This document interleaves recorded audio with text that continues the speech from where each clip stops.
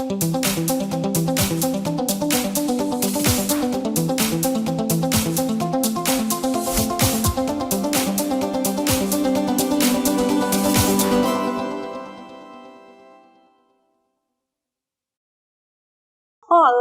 sejam bem-vindos à quarta aula do componente de arte da segunda série do ensino médio.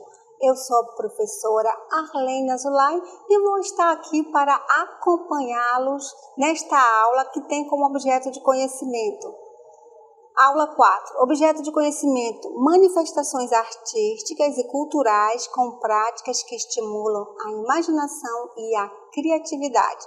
Detalhamento: fruição estética das produções e manifestações artísticas nacionais que envolvam o fazer, a imaginação e a criatividade. Criação e circulação nas diferentes mídias de informações artísticas e ou produtos. Aproximação com a sociedade envolvendo as linguagens artísticas para a promoção da fruição estética. E vamos dar início à aula de hoje.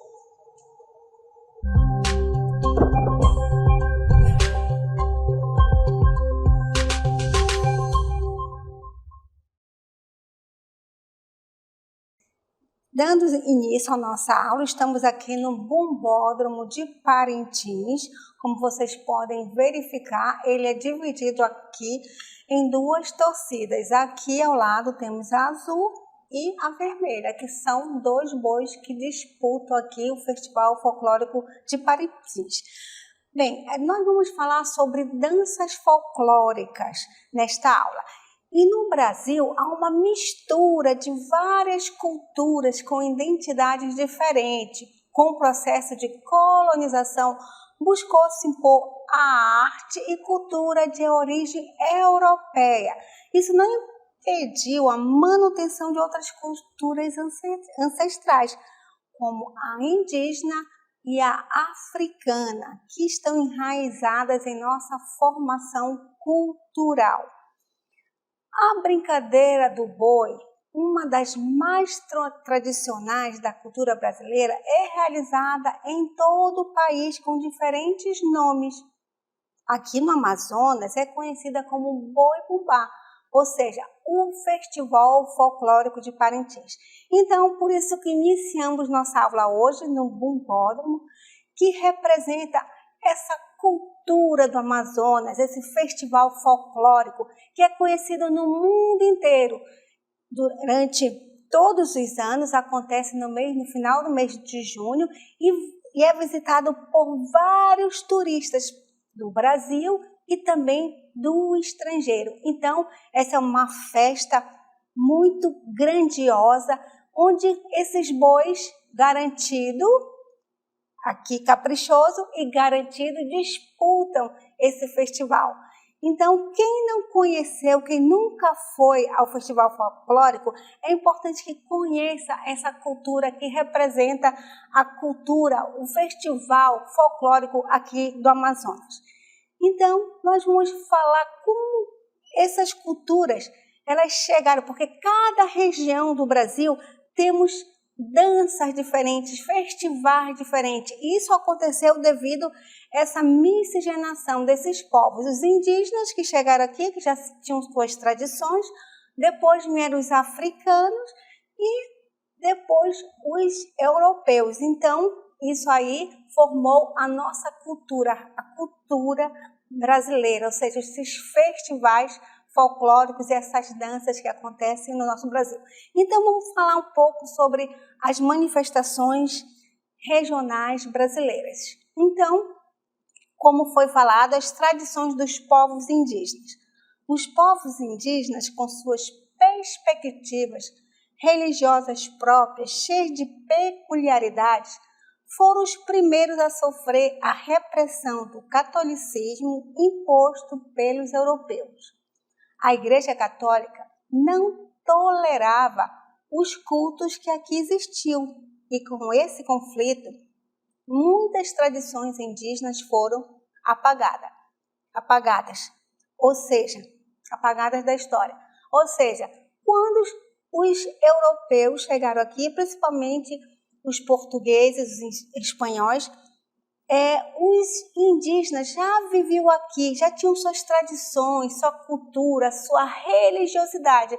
Então chegaram os europeus e impor uma cultura, uma religião que não era dos indígenas. Então isso aí foi muito, eles foram muito castigados, ou seja, muitas culturas elas foram extintas devido a essa imposição da cultura europeia. E também vamos falar um pouco das tradições dos povos africanos. Os africanos escravizados no Brasil também sofreram opressão e desenvolveram uma série de estratégias culturais para conseguirem manter seus credos vivos e fortes.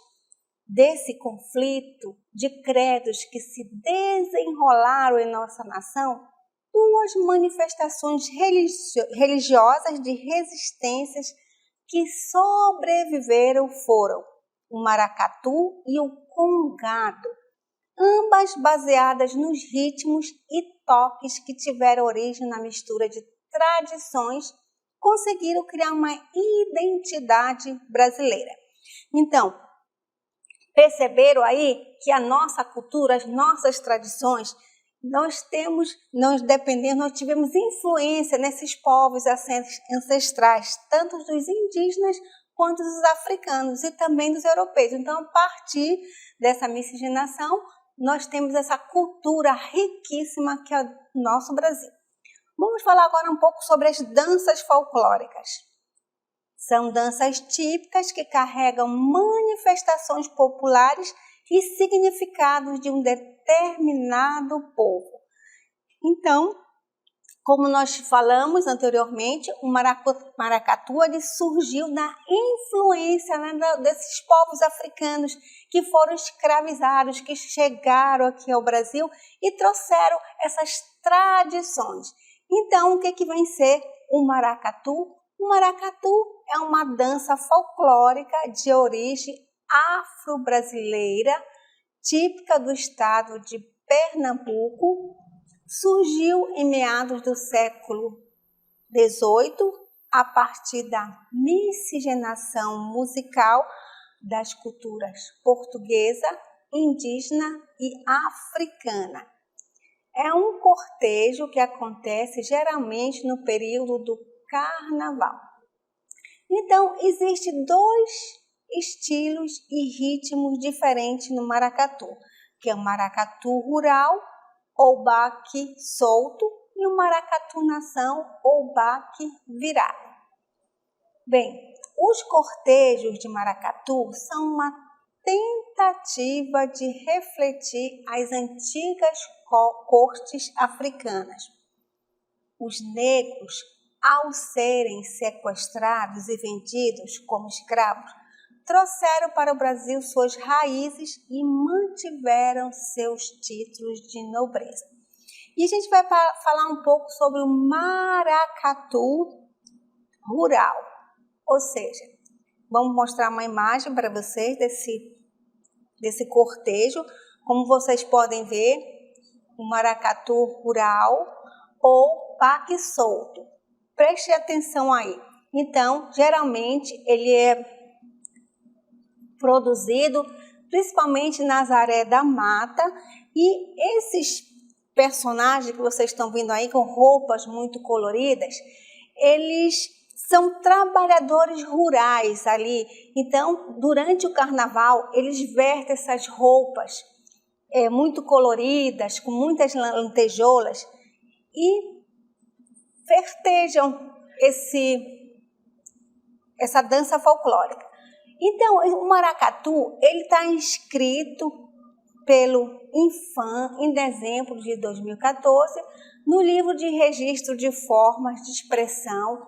O maracatu de baque solto é uma expressão cultural também conhecida por maracatu rural, brincadeira popular que ocorre durante as comemorações do Carnaval e no período da Páscoa, e tem como personagem central o caboclo de lança. Vocês estão observando aí um personagem que está com uma lança, então ele é chamado de caboclo de lança e compõe-se por dança, música e poesia e está associado ao ciclo canavieiro da zona da Mata Norte de Pernambuco, especialmente e as áreas sob sua influência cultural.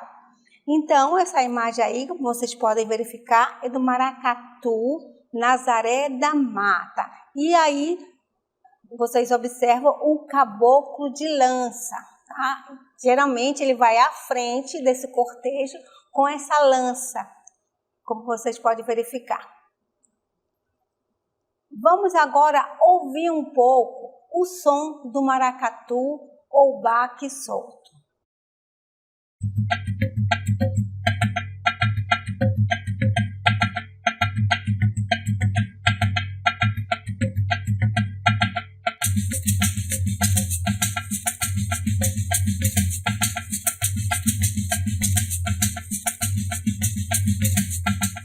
Então, ouvir o som do maracatu rural, o baque virado, então, como foi falado, ele é um cortejo que alguns trabalhadores rurais se fantasiam e fazem esse cortejo para manifestar ali o trabalho rural desses trabalhadores.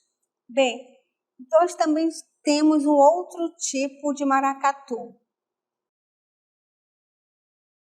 Nós já falamos um pouco do maracatu rural ou do baque solto, né, que é um cortejo de personagem, é menor e preza mais pelo sincretismo religioso, pela dança, pelas brincadeiras e pelo ritmo. No seu movimento coreográfico surge uma dança que evoca o combate e ao mesmo tempo relembra os movimentos dos trabalhadores nos canaviais, como vocês já viram a imagem e também puderam ouvir um pouco o som desse maracatu. E agora nós temos um outro tipo de maracatu, que é o maracatu nação ou baque virado. Como vocês podem ver, esse maracatu é mais voltado pelo cunho religioso, ou seja, acontece sempre na cidade de Recife, onde os personagens se vestem de rainhas e reis do Congo e fazem esse cortejo. Então, ele tem um cunho muito religioso. Existem vários personagens. Existe a Calunga, que representa uma rainha morta. Então, cada um desses dançantes, desses brincantes, eles representam um simbolismo que vem lá da África, que vem lá do país da África, que vem do Congo, certo? E a gente vai ouvir agora um pouco do som desse maracatu de baque virado.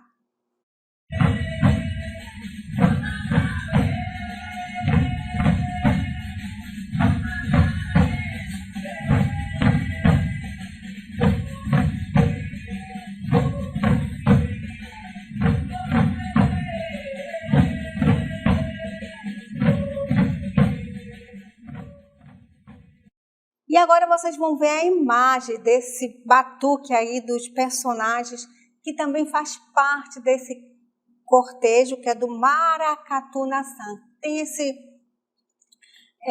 esse batuque que também teve influência lá da África, lá do Congo, certo? Bem, o maracatu de baque virado, ele é caracterizado pelo uso predominante de instrumentos de origem africana, como vocês podem verificar aí na imagem. Na percussão, chamam a atenção os grandes tambores, chamados alfaias, que são tocados com baquetas específicas. Estes dão origem, certo? Baquetas específicas que dão o ritmo ou baque da música e são acompanhadas pelas caixas, itaróis, ganzais, abês e um congue ou agogô, como vocês podem verificar. Então, existem vários instrumentos musicais, o batuque, que também teve uma influência lá do povo africano. E Falando em danças folclóricas, né, nós também temos o boi-bumbá. E o boi-bumbá, ele surge também com a caracterização, com a influência também desses povos. E cada cidade do Brasil, ele toma um nome diferente, ele é caracterizado, ele tem características diferentes. Então, vamos falar um pouco sobre o Bumba Meu Boi. O Bumba Meu Boi é uma manifestação cultural que ocorre em diversas partes do Brasil. Nesse festejo, há a encenação de uma narrativa por meio de música e dança. Bem, o Bumba Meu Boi é uma manifestação artística e popular do folclore brasileiro. Ele é reconhecido como patrimônio cultural imaterial da humanidade. Olha só, ele tem que ser preservado, porque ele já não é um patrimônio nacional, já é da humanidade. Então, ele foi tomado pela Unesco, ele é imaterial. E pela Organização das Nações Unidas para a Educação e Ciência e a Cultura, ou seja, a Unesco. E também como Patrimônio Cultural do Brasil, pelo Instituto do Patrimônio Histórico e Artístico Nacional, ou seja, o IPHAN. Então, olha só a importância que o Bumba Meu Boi tem para o nosso país. Então, é uma cultura que ela tem que ser preservada, porque é um patrimônio imaterial, tanto para o Brasil, né, que foi tomado pelo IPHAN, também para a humanidade, que é a Unesco. Então, esse bem cultural ele tem que ser preservado. Então, devido à festa ter origem negra, o Bumba Meu Boi já passou por perseguições das elites nordestinas e da polícia, sendo inclusive proibido de 1861 a 1868. E a gente vai agora falar um pouquinho da história, da origem do Bumba Meu Boi. Historiadores estimam que a dança do Bumba Meu Boi surgiu no século XVIII, na região Nordeste. Nesse período, o boi tinha uma importância significativa, fosse pela sua simbologia de força e resistência, fosse por fatores econômicos, já que havia grandes criadores de gado e colonizadores que faziam uso de mão de obra escravizada. Bem, dando continuidade, a dança do Bumba Meu Boi, chamada também de folguedo, mistura personagens humanos e animais fantásticos e em torno da morte e ressurreição de um boi. A brincadeira do boi é contada por meio de músicas e vestimentas. A história que envolve a dança do Bumba Meu Boi está ligada à lenda de um casal de escravizados chamados Pai Francisco e Mãe Catarina, ou Catarina. Então, essa manifestação folclórica, ela é toda produzida a partir desses personagens. Nós vamos mostrar um videozinho para vocês que vai contar um pouco dessa história do Bumba Meu Boi. Vamos lá? Encenação do Bumba Meu Boi. A história se desenvolve em torno de um rico fazendeiro que tem um boi muito bonito. Esse boi, que inclusive sabe dançar, é roubado por Pai Chico, trabalhador da fazenda, para satisfazer a sua mulher Catirina, que está grávida e sente desejo de comer a língua do boi. O fazendeiro manda os vaqueiros e os índios procurarem o boi.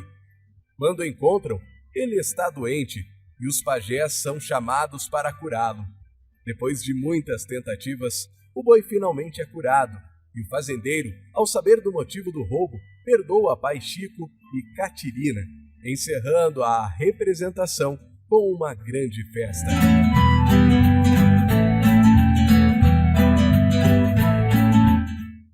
Então, todo o folguedo, toda a manifestação do Bumba Meu Boi, ela tem esse cunho, essa historinha do Pai Francisco, da Catirina. Então, em cada estado do Brasil, esse boi, ele sofre algumas modificações, porque ele é passado de geração em geração. Então, cada estado, ele tem um nome diferente e uma caracterização.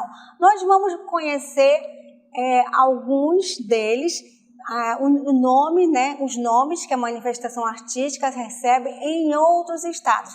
Aqui no nosso Amazonas, nós temos o boi bumbá, que é representado pelo boi caprichoso e o garantido. Aqui nós temos a imagem do boi caprichoso. Então, esse é o maior festival folclórico que nós temos aqui no nosso Amazonas, que acontece lá na cidade de Parintins. E vamos agora mostrar outro boi. Aqui vocês estão vendo que é na Paraíba. Esse mesmo boi é chamado boi de reis. Então, ele tem uma caracterização totalmente diferente do nosso, colorido diferente, e também a manifestação, a dança dele sofre algumas modificações também. Depois nós temos aqui no Rio Grande do Norte, tem o boi calemba ou calumba. Olha só a caracterização dele, certo? Ele tem um colorido, tem umas fitas ali e a cabeça já diferente, toda negra. Então, toda a caracterização dele muda também como o nome. E também a festa deles tem também as músicas, as danças são um pouco diferentes, ou seja, cada estado tem a sua caracterização. Depois nós temos, no Rio de Janeiro, nós temos o boi pintadinho. Olha só que interessante, ele parece um pouco o nosso garantido, tem até ali um coração, ele é branco também. Então, tem uma caracterização um pouco diferente e também as suas danças. E depois nós temos um outro estado, nós temos Santa Catarina, o boi de mamão, totalmente negro, como vocês podem ver, e parece um pouco também com o nosso boi, né, caprichoso, mas caracterizado totalmente diferente. Depois temos no Maranhão o Bumba Meu Boi. Olha só que interessante. Ele tem um colorido todo diferente, olha a cabeça toda com bordada e o corpo com uma cor laranja, um tecido diferente, uma caracterização bem diferente do nosso boi. E depois nós temos, no Ceará, é chamado boi surubi, na Bahia, rancho de boi, no Espírito Santo, bumba de reis, e no Rio Grande do Sul, boizinho. Olha que interessante, é o mesmo festival folclórico que acontece em todos os estados do Brasil, como vocês viram, com uma caracterização totalmente diferente. E vamos falar agora um pouco do nosso Festival de Parintins. Bem, no Amazonas, o Bumba Meu Boi foi trazido pelos imigrantes do Maranhão, que se mudaram para a região a fim de extrair borracha, lá no período áureo da nossa borracha. No norte do país, a lenda do Bumba Meu Boi recebeu o nome de boi bumbá, como todos vocês que moram no Amazonas conhecem nosso festival folclórico. Então, o boi bumbá, ele foi incorporado à cultura amazonense no início do século XX, quando a população começou a confeccionar bois de panos enfeitados para brincar e desfilar na cidade. Foi nessa época, mais especificamente em 1913, que teriam surgido os bois garantidos e caprichosos, atrações principais do Festival de Parintins. Bem, a cidade de Parintins, segundo a maior do Amazonas, foi a que mais incorporou o boi bumbá, a sua cultura. O primeiro festival oficial da cidade aconteceu em 1966.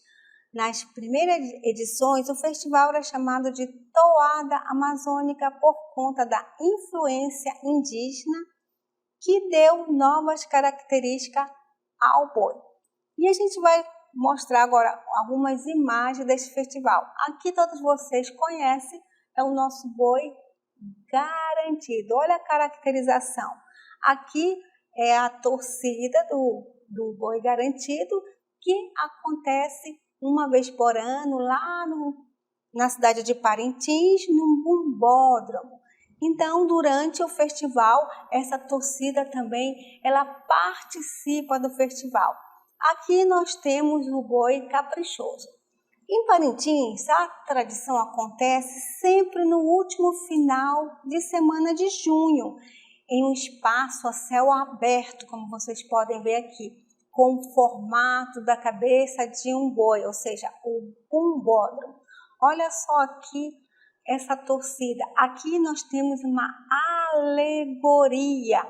Então, como vocês podem observar, no festival existe uma toada que, a partir dessa toada, o festival folclórico é produzido, certo? Em cima desta toada. Então, nós temos também, além dos bois caprichosos e garantido, nós temos também outros personagens. Nós temos a Cunha-Poranga, temos a Sinhazinha da Fazenda.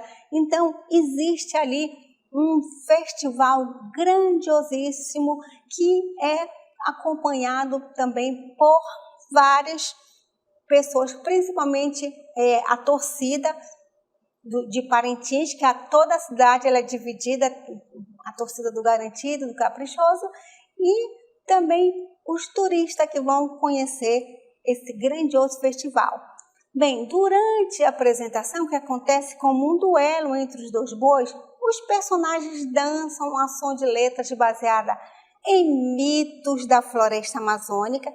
São milhares de turistas do Brasil e do mundo que acompanham as toadas dos bois garantido e caprichoso. Na época do festival, a população de Parintins, de 115 mil habitantes, chega a quase dobrar. Em 8 de novembro de 2018, o Complexo Cultural do Boi Bumbá, do Médio Amazonas e Parintins foi reconhecido como Patrimônio Cultural do Brasil na reunião do Conselho Consecutivo do Patrimônio Cultural que aconteceu em Belém do Pará. Olha só a riqueza que nós temos desse festival como patrimônio cultural.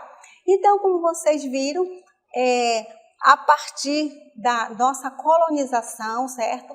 Quando os europeus chegaram aqui, tanto os portugueses quanto os espanhóis, que trouxeram sua cultura para cá, só que os indígenas já tinham essas tradições, os seus costumes, sua religião. Depois vieram para cá os africanos também, que trouxeram principalmente a batucada, que tiveram ali, sofreram várias perseguições, tanto os indígenas quanto os africanos, porque queriam impor uma cultura, uma religião diferente. E esses povos resistiram a tudo isso. E hoje, com a influência desses povos, nós temos uma cultura, uma grandiosidade, uma manifestação folclórica muito grande. Como vocês viram, a mesma festa dos bois, que são passados de geração em geração, cada estado, ela sofre modificações. Vocês viram a caracterização de cada boi. Cada estado tem um nome diferente. O boi é caracterizado de forma diferente, a dança, as toadas.